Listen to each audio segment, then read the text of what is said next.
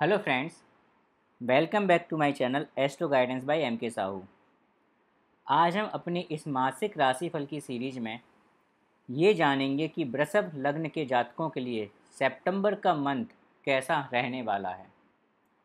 जीवन की किन किन जगह उनको चैलेंजेस आने वाले हैं, कौन कौन सी प्रॉब्लम खड़ी हो सकती है उनके आगे, ऐसी कौन सी डोमेन्स है या ऐसे कौन से कार्य हैं जो उनके बहुत आसानी से हो जाएंगे, उनकी वेल्थ और कैरियर पर सितंबर में क्या प्रभाव पड़ेगा,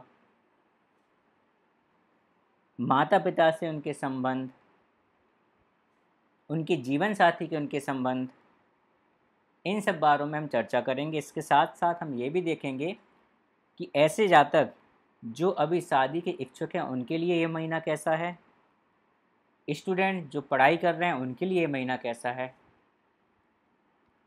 और बिजनेसमैन के लिए भी ये महीना कैसा है।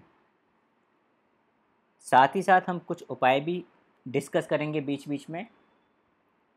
तो मैं आपसे यही चाहूँगा कि आप वीडियो को स्किप ना करें, अदरवाइज़ वो उपाय आपसे हो सकता है मिस हो जाएं। और मैं एक चीज़ और आपको बताना चाहूँगा कि यहाँ पर जो भी हम डिस्कशन कर रहे हैं वो आपके लग्न चार्ट को लेकर कर रहे हैं, प्लस मेरे पास आपका लग्न चार्ट तो है नहीं। तो सितंबर के महीने में ग्रहों की जो पोजीशन होगी ट्रांजिट में, जो गोचर जिसको हम बोलते हैं, उसके अनुसार आपका महीना कैसा होगा ये मैं बताने जा रहा हूँ। तो ये एक जेनरिक प्रेडिक्शन टाइप की होगी, ठीक है, जो कॉमन किसी भी ग्रह के जो कॉमन रूल होते हैं, जो कॉमन सिग्निफिकेंस होते हैं उसके बेसिस पर। लेकिन यदि आपको कोई स्पेसिफिक प्रॉब्लम हो रही है, कोई पर्टिकुलर एरिया है जहाँ पर आपको बहुत ज़्यादा प्रॉब्लम है, उसकी रेमेडी या उसके उपाय के लिए या उसका रीज़न जानने के लिए, आपका वो प्रॉब्लम कब तक रहेगी ये सब जानने के लिए आपको एक अच्छे एस्ट्रोलॉजर से, एक अच्छे ज्योतिषी से संपर्क करना पड़ेगा, उनसे कंसल्ट करना पड़ेगा। तो यदि आप चाहें तो आप मुझसे भी कंसल्ट कर सकते हैं। मेरी सारी डिटेल्स कनेक्ट करने का मुझे इस वीडियो में जो डिस्क्रिप्शन है वहाँ पर लिखा हुआ है। तो इसी के साथ हम आगे बढ़ते हैं सितंबर मंथ के आज के इस वीडियो के। सबसे पहले हम देखते हैं कि ग्रहों के ट्रांजिट के अनुसार वो कौन कौन सी तारीखें हैं जहाँ पर ग्रहों का ट्रांजिट होगा, और आपके जीवन में वो हो सकता है आपकी कुंडली के अनुसार कुछ महत्वपूर्ण डेट हो जाए वो। तो यहाँ पर मैं बताता हूँ आपको कि सूर्य जो हैं, सूर्य ग्रह वो 16 सितंबर को शाम 7:42 पर सिंह लग्न से कन्या लग्न में प्रवेश करने वाले हैं। इसी प्रकार से जो बुध ग्रह हैं वो 4 सितंबर को सुबह 11:24 पर कर्क राशि से सिंह राशि में, और फिर से वो 23 सितंबर को सिंह राशि से कन्या राशि में प्रवेश करने वाले हैं। जो शुक्र हैं वो 18 सितंबर को दोपहर 1:37 पर कन्या राशि से अपनी स्वयं की राशि तुला में प्रवेश करने वाले हैं। और शनि इस समय बकरी चल रहा है। तो इन सब के आधार पर हम सारी प्रेडिक्शन करेंगे। यहाँ पर मैं आपको एक बात बताना चाह रहा हूँ कि क्योंकि बुध जो है वो 4 सितंबर को कर्क राशि से कर्क राशि से सिंह राशि में जा रहा है, इसलिए मैंने उसको अभी पहले से ही यहाँ पर बुध को सिंह राशि में बैठा लिया है। शुरुआत के 4 दिनों में बुध आपके कर्क राशि में क्या प्रभाव डालेगा इसकी हम चर्चा इस वीडियो में करेंगे। अब इस ट्रांजिट के अनुसार आपकी कुंडली में कौन कौन से योग बन रहे हैं हम उसकी चर्चा करते हैं। तो आपकी कुंडली में राजयोग बन रहा है जो कि बुध और शनि और सूर्य तीनों ग्रहों के थ्रू बन रहा है। तो यदि आपकी लग्न कुंडली में बुध, शनि या शुक्र में से किसी की भी दशा, अंतर्दशा, प्रत्यंतर दशा चल रही है तो आपको ये राजयोग जो है वो पूरी तरह से फलीभूत होगा, और जिसके परिणाम स्वरूप आपको धन की प्राप्ति होगी, मान सम्मान की प्राप्ति होगी, आपकी प्रसिद्धि होगी, लोग आपका सम्मान करेंगे। साथ ही साथ ट्रांजिट के अनुसार बुध आदित्य योग बन रहा है। कब?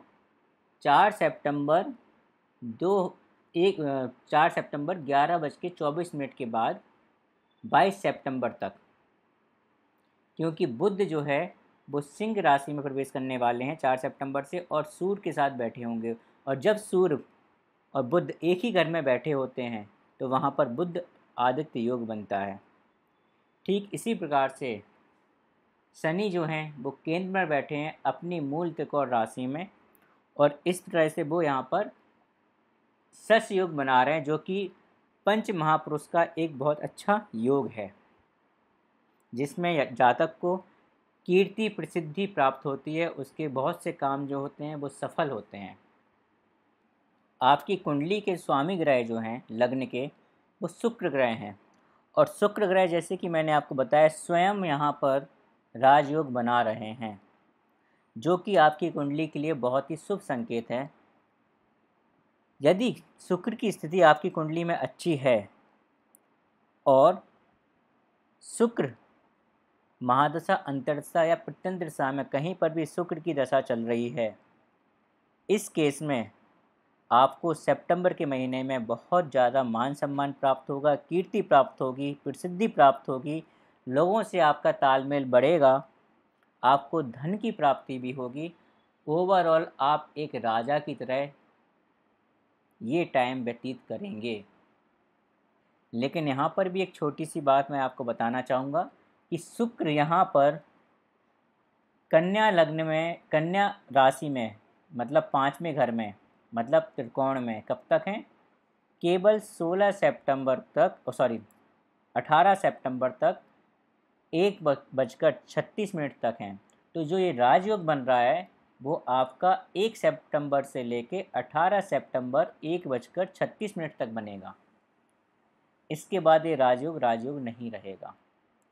तो इस टाइम में आपके लिए बहुत कुछ अच्छा देकर जाएगा शुक्र, यदि आपकी कुंडली में अच्छा है, प्लस शुक्र की अंतरदशा, प्रत्यंतरदशा या महादशा चल रही है। तो शुक्र क्योंकि अपने पंचम घर में बैठे हैं, जो कि आपके पुण्य जन्मों का जो पूर्व जन्म है उनके जो पुण्य होते हैं उसको दर्शाता है, अतः आपको जो फल मिलेंगे वो आपके पुण्य जन्म के, जो भी आपने पुण्य जन्म बोल दे रहा हूँ मैं बार बार, आपके पूर्व जन्म में आपने जो भी पुण्य किए हुए हैं उन पुण्यों के अनुसार मिलेंगे। आपके वो सारे के सारे पुण्य सक्रिय हो जाएंगे और उसके अनुसार आपको अच्छा फल देंगे।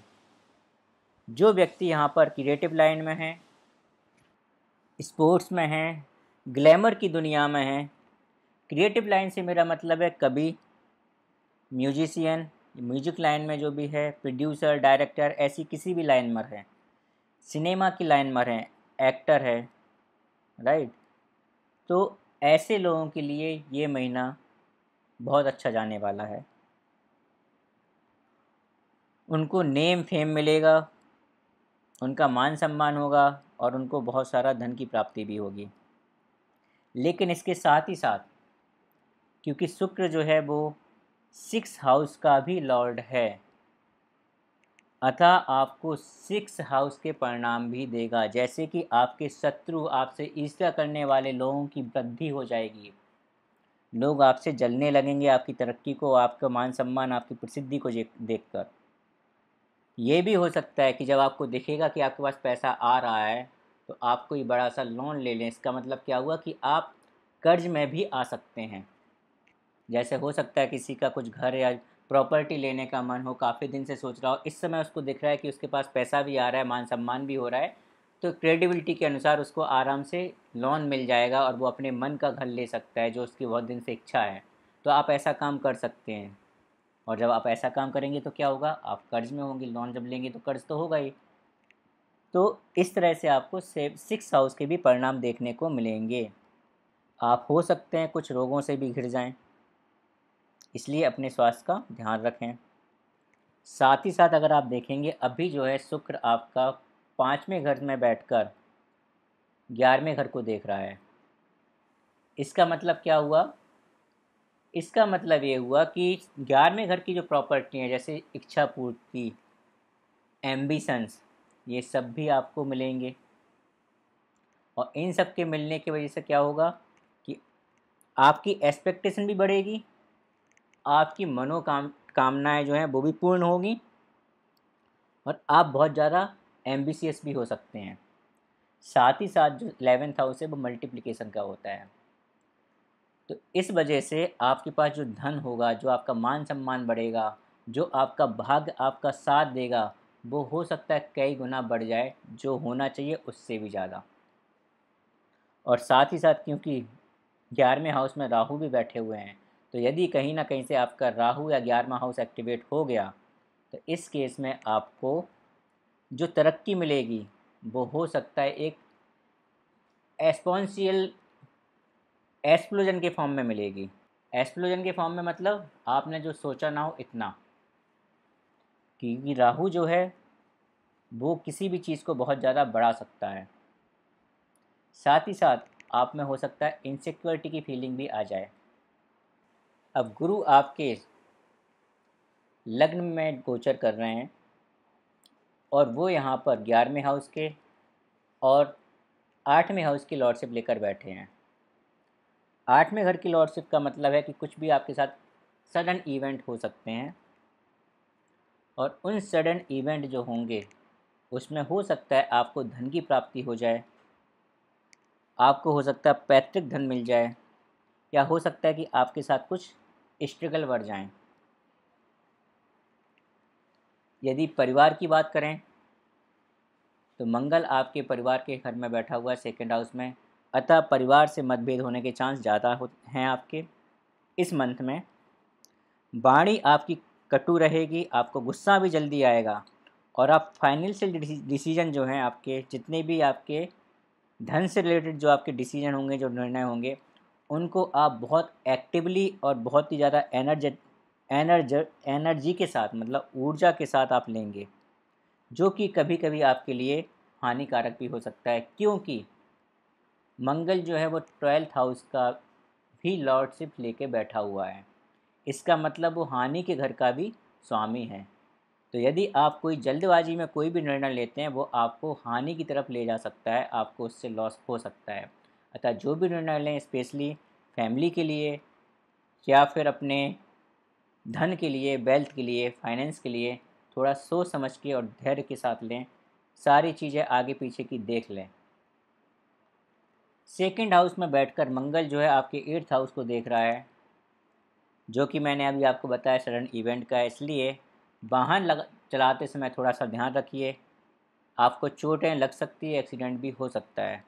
तो जब भी कोई काम करें, स्पेशली कोई कटिंग वटिंग का काम कर रहे हो जहाँ पे कोई भी धारदार हथियार आपके हाथ में हो, वहाँ पर थोड़ा ज़्यादा सजग रहें, आग से बचकर रहें, आग से बिल्कुल ना खेलें। जैसे कि मैंने बोला कि शुक्र आपके लगने से है, यदि शुक्र की दशा चल रही तो सब कुछ अच्छा होगा, लेकिन इसके साथ साथ एक और अच्छाई भी है कि यदि आप संतान प्राप्ति की इच्छा रखते हैं तो आपकी वो इच्छा पूरी हो सकती है। लेकिन क्योंकि छठे घर में केतु भी बैठे हैं, जो कि संतान उत्पत्ति में थोड़ा सा प्रॉब्लम कर सकते हैं, अतः केतु के लिए थोड़ा सा उपाय करते रहिए। उपाय में क्या है, कुछ नहीं, अगर कुछ भी आप ज़्यादा नहीं कर पा रहे हैं तो एटलीस्ट 2 से 3 पेज रोज़ लिखिए, स्टेयर्स को चढ़िए, किसी भी चीज़ जो भी आप काम कर रहे हैं उसमें रिसर्च वर्क पक्का करिए। ये सब कुछ केतु के काम है। अपने एंचेस्टर का आशीर्वाद लेकर रखिए। इस तरह से केतु जो आपको यदि परेशान कर रहा होगा तो उसके उपाय हो जाएंगे, और आपकी जो भी संतान उत्पत्ति की इच्छा है, संतान की जो मनोकामना है, वो पूरी हो सकती है। साथ ही साथ आपके घर में कुछ मांगलिक कार्य भी हो सकते हैं। यदि आपकी शुक्र की दशा ना चल के गुरु की भी दशा चल रही है, इस केस में भी काफ़ी चांसेस हैं कि आपकी संतान की मनोकामनाएं पूरी हो सकती हैं, क्योंकि गुरु स्वयं संतान का कारक है और 5वें घर को देख रहा है। गुरु इसके साथ साथ आपके 11th हाउस का भी स्वामी है, जो कि इच्छा पूर्ति का होता है। अतः अगर संतान की इच्छा पूर्ति है तो कम उसको पूरा होने के चांसेस बहुत ज़्यादा हाई हैं। आप कोशिश करते रहिए, हाई हैं चांसेस। अब क्योंकि आपके 7वें घर के जो स्वामी हैं वो 2nd हाउस में गोचर कर रहे हैं, जो कि धन का भाव है, अतः आपको अपने पार्टनर से, आपको अपने बिजनेस से, या आपको अपने लाइफ पार्टनर, बिजनेस पार्टनर दोनों से ही धन का लाभ हो सकता है। लेकिन क्योंकि शनि भी आपके 7वें भाव को 10वीं दृष्टि से देख रहा है, जो कि कार्मिक डेप्थ होते हैं।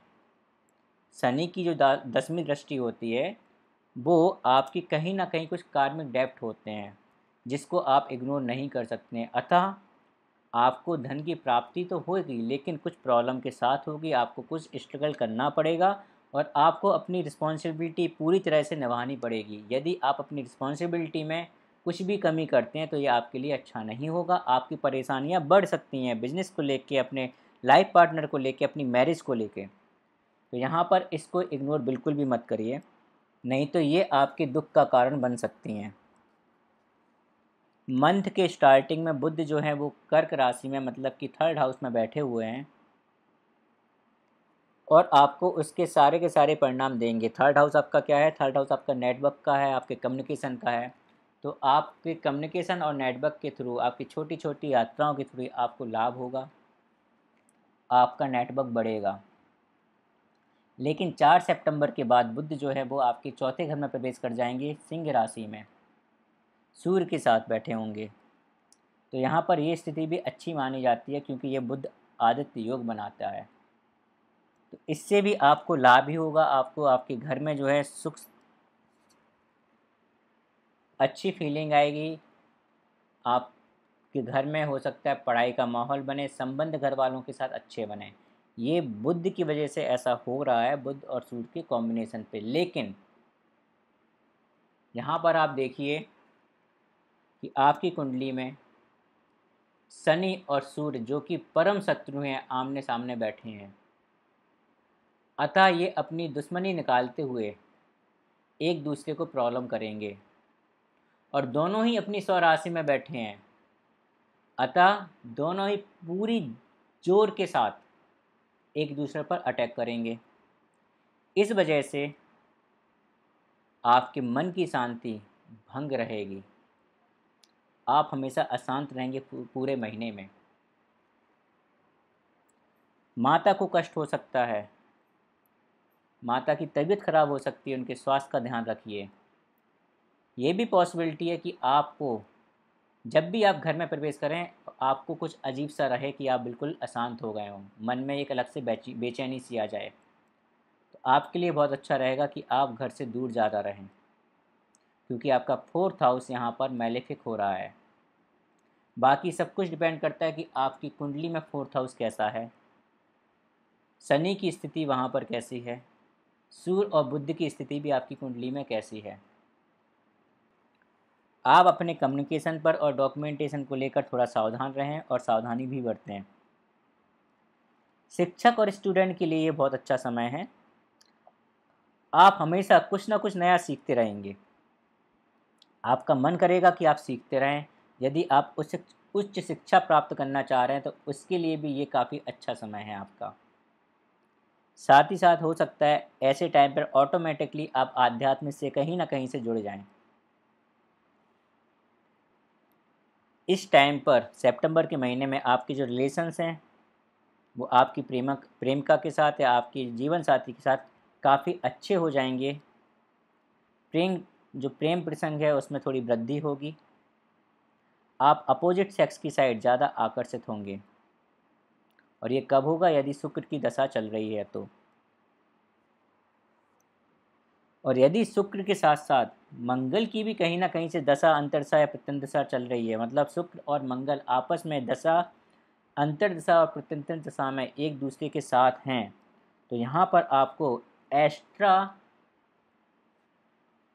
केयर करने की ज़रूरत है, क्योंकि ये बहुत अच्छा योग नहीं है। ये आपके कैरेक्टर के लिए काफ़ी ख़राब हो सकता है।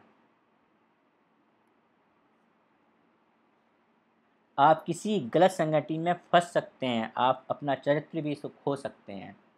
अतः इस चीज़ का विशेष ध्यान रखें।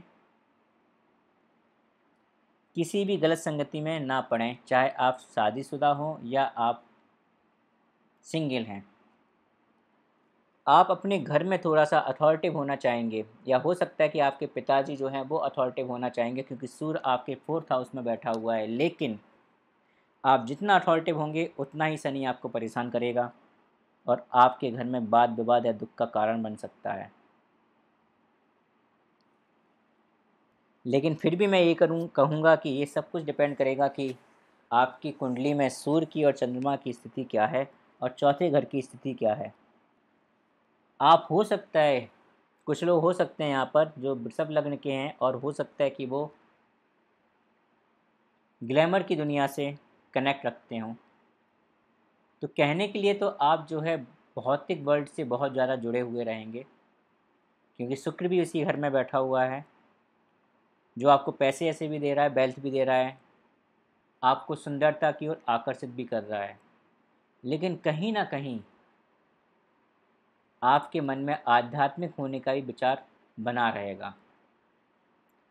आप भौतिक जीवन से जुड़े होकर भी आध्यात्मिक रहने की कोशिश करेंगे, और कभी कभी ऐसा भी हो सकता है कि आपको ये सारी चीज़ें अच्छी ना लगें और आप अकेला रहना पसंद करें। ये सब केतु की वजह से होगा, क्योंकि केतु भी आपके 5th हाउस में बैठा हुआ है।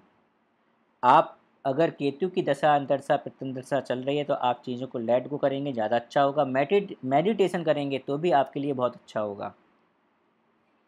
और जैसा मैंने बताया 2 से 3 पेज डेली लिखें, स्टेट्स चढ़ें, ये सारी चीज़ें आपके केतु को बैलेंस करेंगी और आपके केतु के जो बुरे प्रभाव हैं उससे आपको बचाएंगी।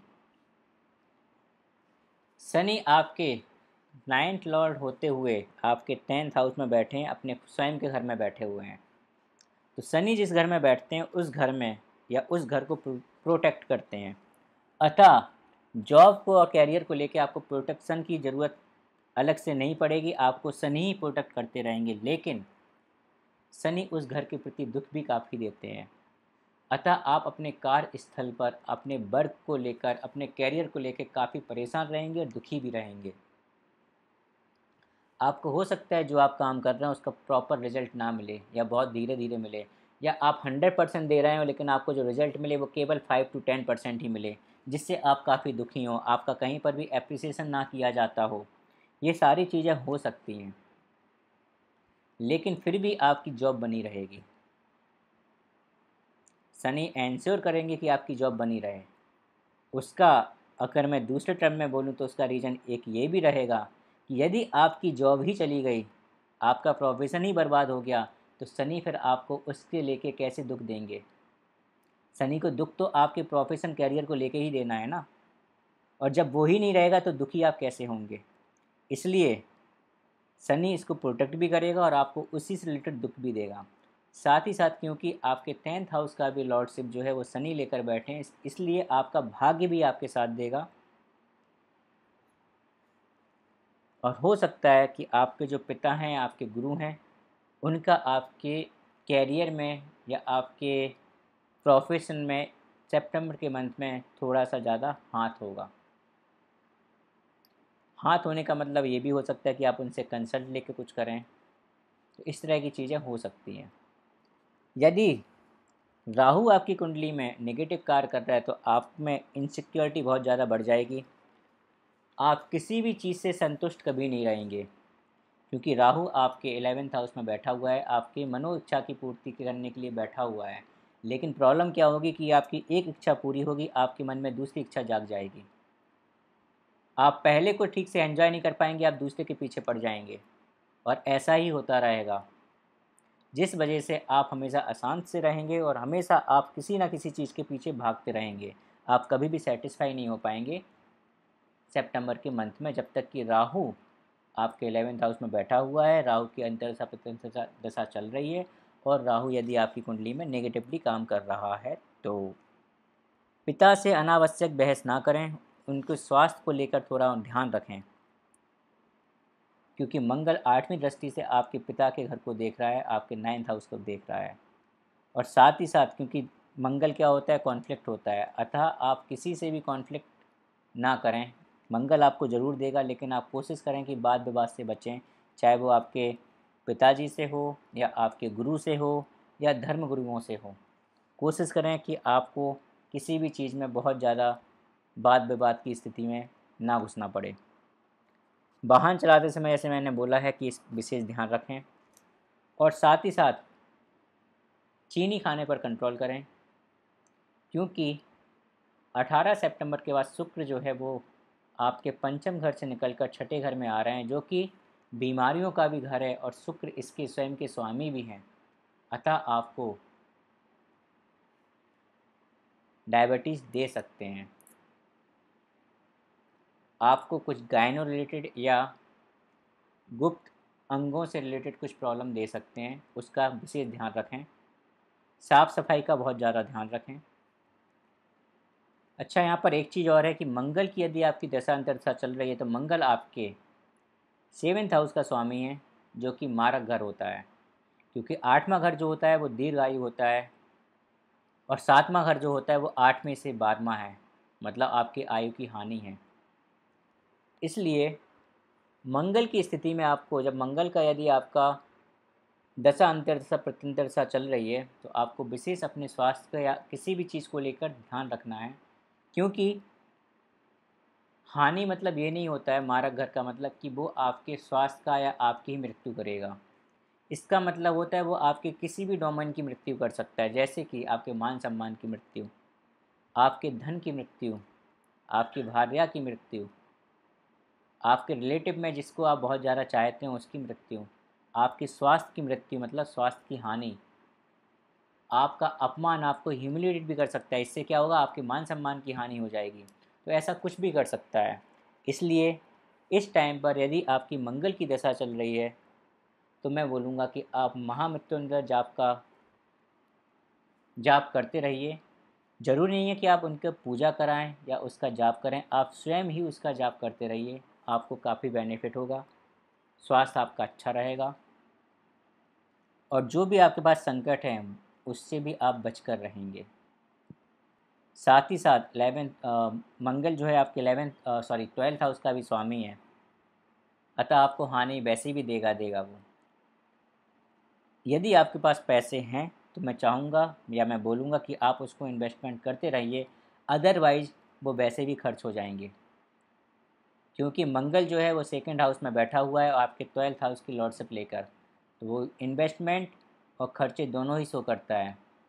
तो जैसे ही पैसा आएगा वैसे ही चला जाएगा, रेदर देन कि वो खर्चे में चला जाए, आप उसको इन्वेस्टमेंट में बदल कर करिए, कभी ना कभी तो काम में आएगा लाइफ के। चैरिटी करते रहिए, मेडिटेशन करिए, आपके लिए बहुत अच्छा रहेगा। इसके साथ साथ जैसे मैंने आपको बताया कि शनि जो है यहाँ पर बकरी चल रहे हैं। बकरी चलने का मतलब क्या होता है कि वो अपने घर से एक घर पीछे के भी रिजल्ट देंगे, अतः शनि यहाँ पर 9वें घर के भी रिजल्ट देंगे। शनि की दृष्टि जो है वो 12th हाउस के साथ साथ 11th हाउस पर ही पड़ेगी, और वो उसकी भी फल देंगे, 3rd हाउस के भी फल देंगे और 6th हाउस के भी फल देंगे। तो इस तरह से अगर देखें तो शनि जो है 3rd हाउस भी अच्छा नहीं माना जाता है, 11th हाउस भी जो है वो उपचय घर का माना जाता है, और 6th हाउस भी अच्छा नहीं माना जाता है। अतः आपको अपने स्वास्थ्य पर विशेष ध्यान रखने की ज़रूरत है। अपनी जो एम्बिशन है, जो आपकी मनोकामनाएं हैं, जो आपकी महत्वाकांक्षाएं हैं, उस पर थोड़ा सा कंट्रोल रखिए, धैर्य बनाए रखिए। मेहनत करने की आपको बहुत ज़रूरी है। शनि आपको मेहनत करने के लिए बोल रहा है, और वो बोल रहा है कि जितनी आप मेहनत करेंगे, जितना आप कठिन परिश्रम करेंगे, उतना मैं रिजल्ट आपको दूंगा। क्योंकि शनि जो है वो 10th हाउस के रिजल्ट दे 9th हाउस जो कि भाग्य का घर है उसका रिजल्ट देते हुए आपके 3rd हाउस को देखेंगे। 3rd हाउस आपके मेहनत का है, आप जितनी मेहनत करेंगे भाग्य आपका उतना साथ देगा। अतः अपने स्वास्थ्य पर ध्यान रखिए, इस महीने में मेहनत कंटिन्यूस करते रहिए, उसमें कोई कमी मत करिए, धैर्य से काम लीजिए, संयम को बनाए रखिए, पेशेंस बनाए रखिए। माता का और पिता का दोनों के स्वास्थ्य का ख्याल रखिए, इन्वेस्टमेंट चैरिटी करते रहिए, मेडिटेशन और आध्यात्मिक बने रहिए। मेडिटेशन करेंगे अच्छा रहेगा आपके लिए। तो ये सारे उपाय हैं आपके इस मंथ के लिए। इसी के साथ मैं आपसे इजाज़त लेना चाहूँगा। धन्यवाद।